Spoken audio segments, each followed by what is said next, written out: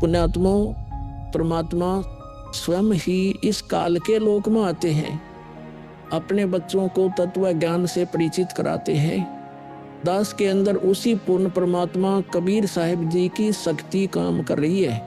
आप सभी पुण्यात्माओं को काल के जाल से निकालने के लिए परमात्मा इस पृथ्वी लोक में फाल्गुन शुक्ल पक्ष एकम विक्रमी संवत 2053 9 मार्च 1997 रविवार के दिन आए और सार नाम व सार शब्द खुलकर देने का आदेश दिया, जिससे आप सभी का मोक्ष हो सके।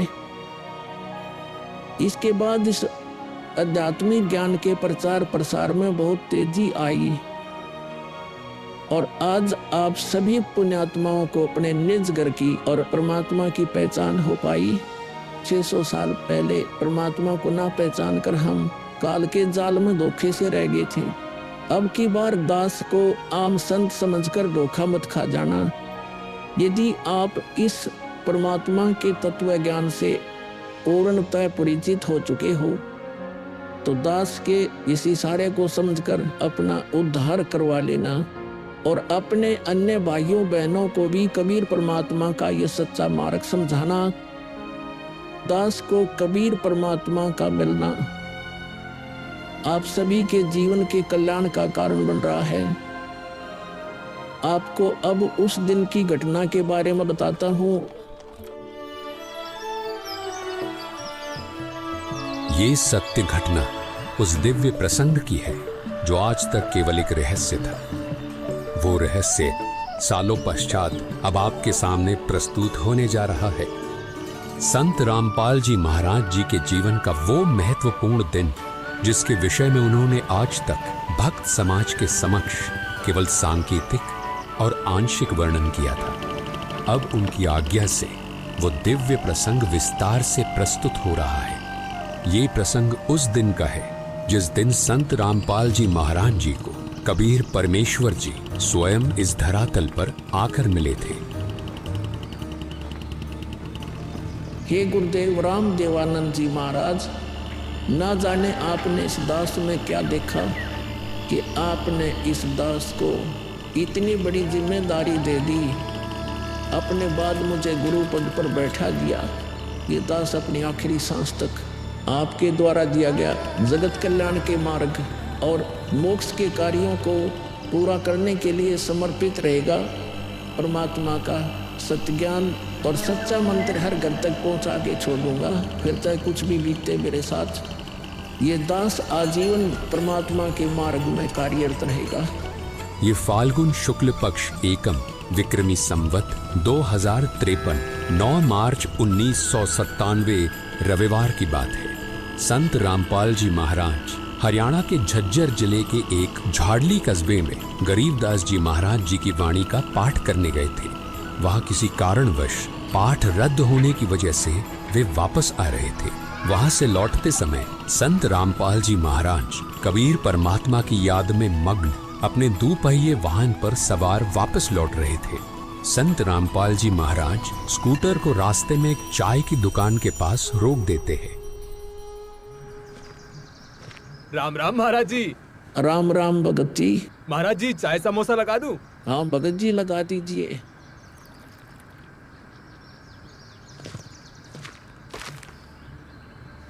इस बोले भगत को भी परमात्मा का तत्व ज्ञान समझाना चाहिए। भगत जी, कबीर परमात्मा की भक्ति करनी चाहिए। मनुष्य जीवन हमें सिर्फ इसीलिए मिलता है।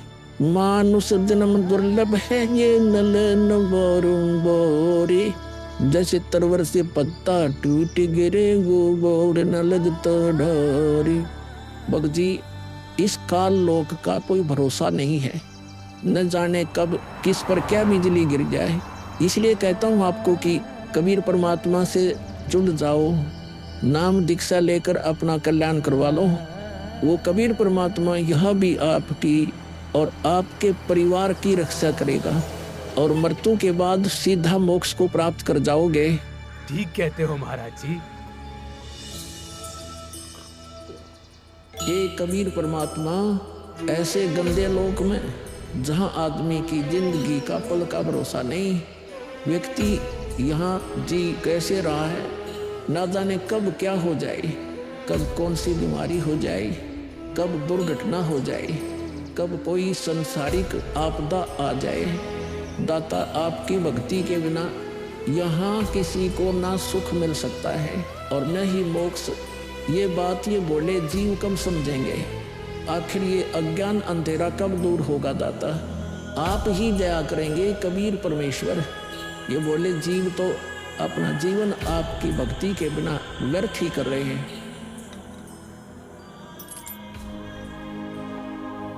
चाय पीने के बाद संत रामपाल जी महाराज मातन हिल की तरफ निकल पड़ते हैं। बिन उपदेश अचंभ है, क्यों जीवत है प्राण, और भक्ति बिना काठोर है, ये नर नहीं पाषाण। आगे चलकर संत रामपाल जी महाराज स्कूटर को एक पुली के पास रोक देते हैं। इस पुलिये की खास बात ये थी कि संत रामपाल जी महाराज जी ने इस पुलिये को सिंचाई विभाग में जूनियर इंजीनियर रहते हुए स्वयं बनाया था। क्योंकि ये पूरा क्षेत्र जंगल नुमा था, इसलिए संत रामपाल जी महाराज जी को इस पुलिये पर बैठना बहुत अच्छा लगता था और नौकरी के दौरान वो इस पुलिये पर बैठकर परमात्मा की याद में खो जाया करते थे। हे दयालु कबीर परमात्मा, आप जी हम नीचों के लिए 600 वर्ष पहले एक धानक रूप धारण कर इस गंदे लोक में 120 वर्ष तक रहे। आप जी को गर्म तेल के कढ़ाई में डाला गया, खूनी हाथी से मरवाने की कोशिश की गई, दरिया में डुबोकर मारने की कोशिश की गई। आप जी को बदनाम करने हेतु झूठी चिट्ठी डाली गई। आपके साथ कितने जुल्म ढाए गए, फिर भी हे दयालु कबीर परमात्मा, आपने क्या कुछ नहीं किया अपनी सतलोक से बिछुड़ी आत्मा को अपनी शरण में लेने के लिए, इस तत्व ज्ञान को सब जीवों तक पहुंचाने के लिए।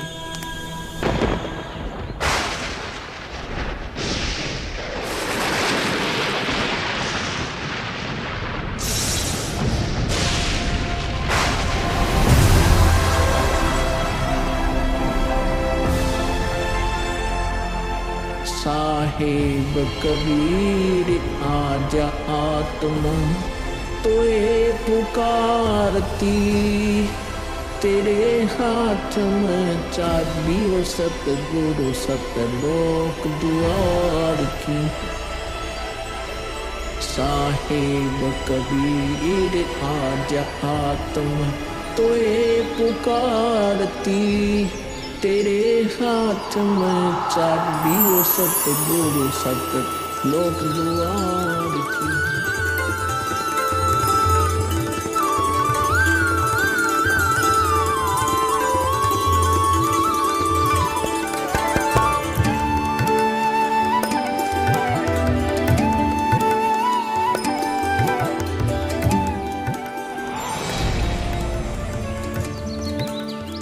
राम राम भगत जी। राम राम। आओ भगत जी बैठिए, खड़े क्यों हो? संत रामपाल जी महाराज अपने परने को पुलिया की दीवार पर बिछा देते हैं और महात्मा जी से बैठने का आग्रह करते हैं। कहाँ से आए हो बेटा, क्या करते हो? भगत जी, वैसे तो मेरा गांव धनाना है, जिला सोनीपत में पड़ता है। अब एक छोटा सा मकान बनाकर रोहतक में रहता हूँ। जूनियर इंजीनियर था, लेकिन अब नौकरी छोड़ दी है। बेटा, तेरे धनाना और रोहतक वाले घर के बारे में तो मैं अच्छी तरह से जानता हूँ और यह भी जानता हूँ कि तेरे 2 पुत्र और 2 पुत्री हैं। मैं तो यह पूछ रहा था कि इस जन्म से पहले तेरा घर कहाँ था? अरे, इन महात्मा जी को मेरे बारे में इतना कैसे पता है? महात्मा जी, जन्म से पहले हम सतलोक में थे, वही हमारा घर था। लगता है ये भगत जी राधा स्वामी पंथ के अनुयायी हैं। इनको सत्य का ज्ञान कराना चाहिए। मेरे गुरुजी स्वामी रामदेवानंद जी हैं। मेरे भगवान कबीर देव जी सृष्टि के रचनहार हैं, वही सतपुरुष है। कुछ पंथ वाले सतलोक के विषय में तो बताते हैं, लेकिन वे सतपुरुष को निराकार बताते हैं, जो कि बिल्कुल झूठ है। भक्त जी, मैं स्वयं संत गरीबदास जी के पंथ से जुड़ा हूँ संत गरीबदास जी गांव छुड़ानी जिला झज्जर वाले थे और उनको 10 वर्ष की उम्र में कबीर परमात्मा जी जिंदा महात्मा के रूप में मिले थे।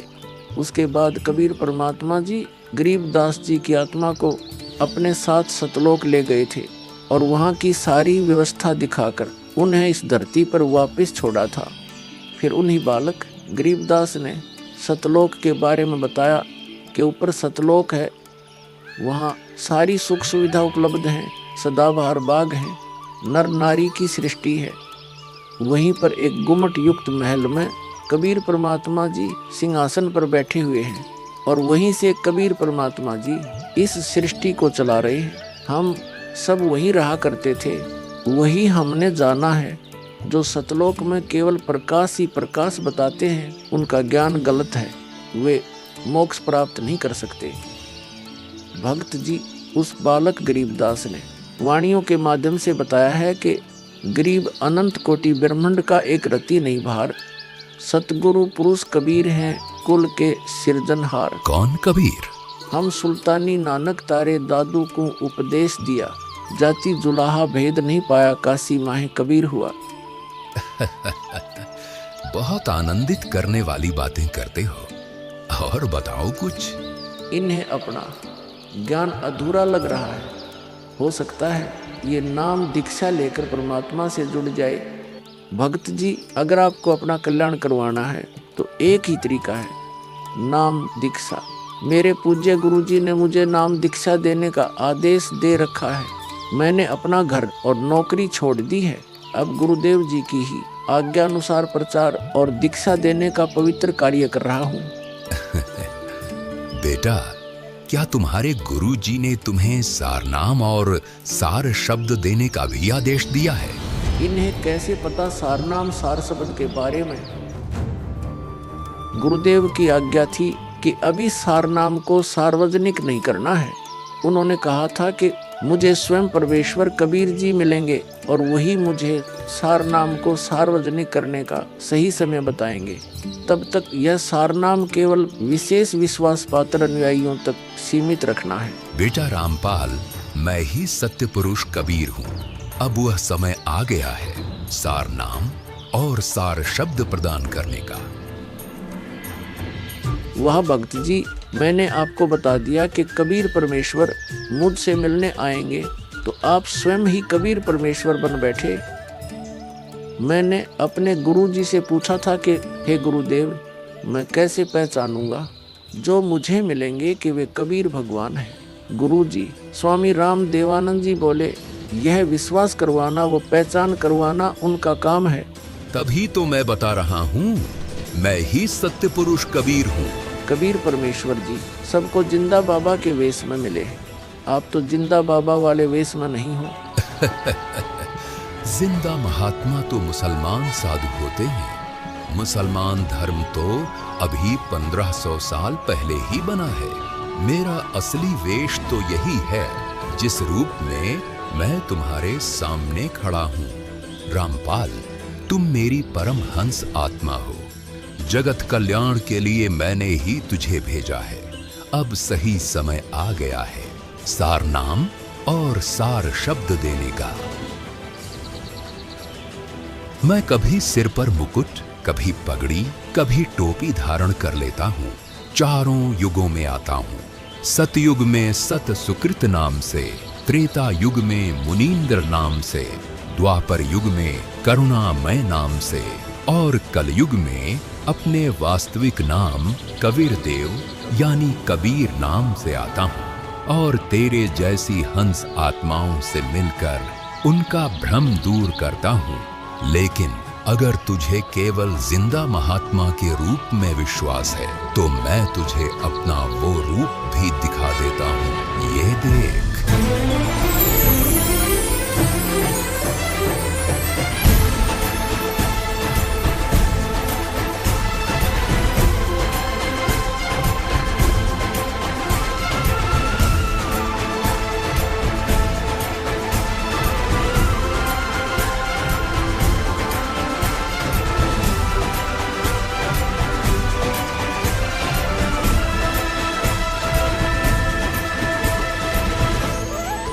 हे परमेश्वर, मुझे क्षमा कर दीजिए।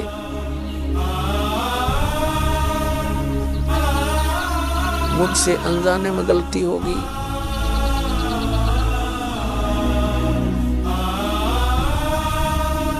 आपने मुझे साक्षात दर्शन दिए और मैं आपको पहचान न सका। मुझे क्षमा कर दीजिए परमपिता। बेटा रामपाल, अब वो समय आ गया है जो मैंने धर्मदास को कहा था कि कलयुग बीते 55 पांचा, तब यह वचन मेरा होगा साचा। यानी जब कलयुग 5505 वर्ष बीत जाएगा, तब मैं खुद इस धरातल पर आऊंगा और अपने बच्चों को तत्व ज्ञान समझाकर इस काल लोक से सतलोक ले जाऊंगा।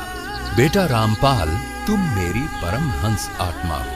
अब इसके आगे बेटा, मैं ही तेरे रूप में सारी लीला करूंगा और यह तत्व ज्ञान अपने बच्चों को बताऊंगा, उन्हें सतलोक की राह दिखाऊंगा।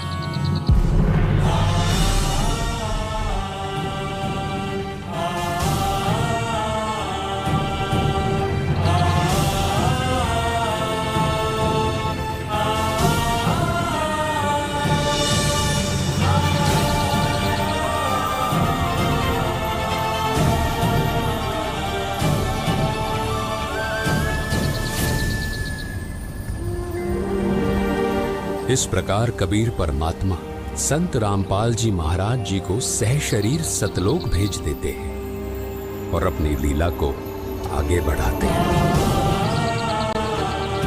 गवी ख्यालवी साल सतगुरु अतल दिगंबर धीर भक्ति हेत काया धर आए अवगत सहत कबीर। भक्ति हेत काया धर आए अवगत सहत कबीर। अमर करूं सतलोक पठाऊं तात बंदी छोड़ कहाऊं।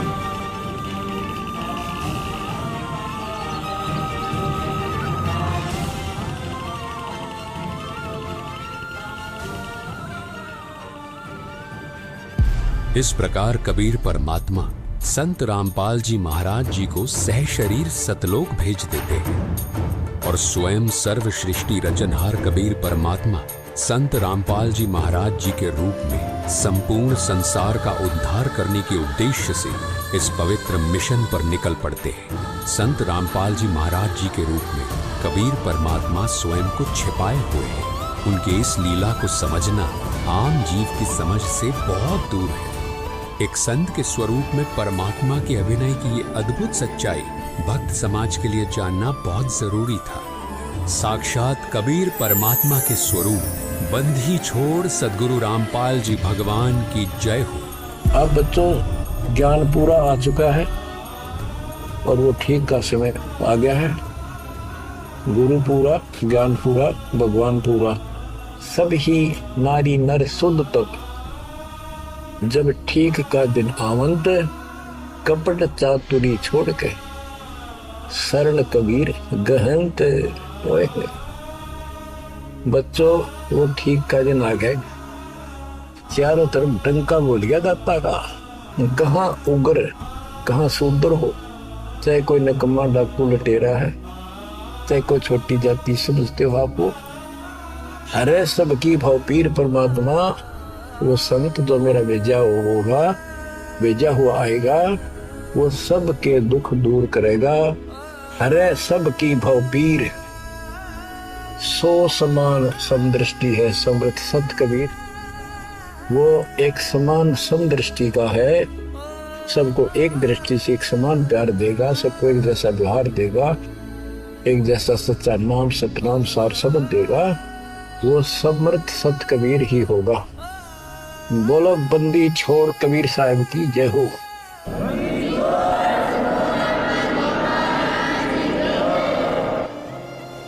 आपके मोक्ष के लिए परमात्मा ने कसर नहीं छोड़ रखी।